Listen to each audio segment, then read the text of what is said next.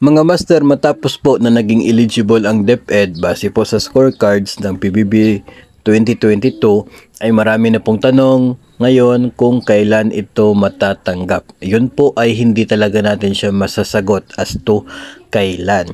Bakit po? Kasi may mga process pa po na susunod dito. Ang sa ngayon kasi ay alam natin na eligible na yung DepEd.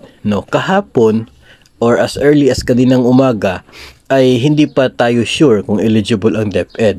Pero nung lumabas ang scorecard, ang nangyari, sigurado na tayo ngayon na eligible yung DepEd. So ito na po yung magiging hudyat para ang DepEd ay mag-require sa mga opisina niya na mag-submit ng listahan ng mga eligible personnel.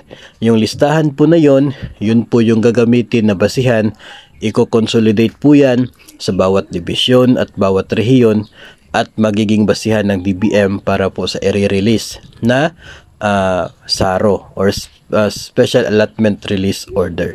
So, hindi pa po natin matutukoy kung kailan, gaano katagal, kasi ang number one po na factor dyan unang-una sa ngayon, yung submission ni DepEd ng Form 1.0 na siya pong listahan ng mga eligible personnel.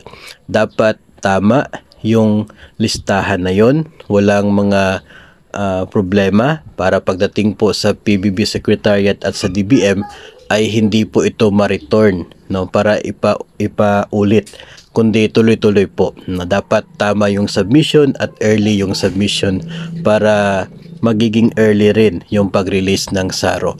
Kung napapansin po ninyo, even with the last year mga master ay hindi po naman magkasunod yung release ng SARO kasi per region po.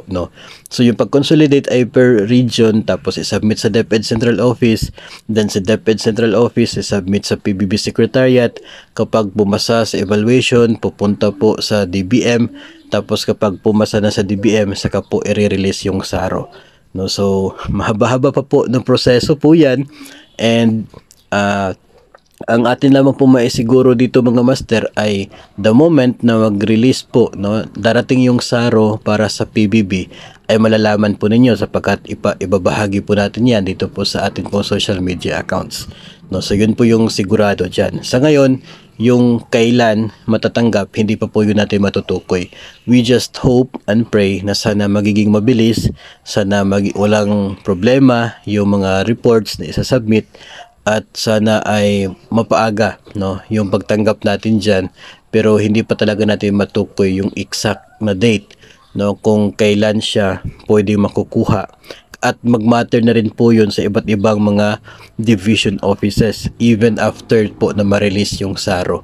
So kaya yun po isang factor na hindi po natin malalaman talaga kung kailan makukuha. Pero ang good news lamang po sa ngayon ay sigurado tayo na yung DepEd ay eligible na sa PBB 2022.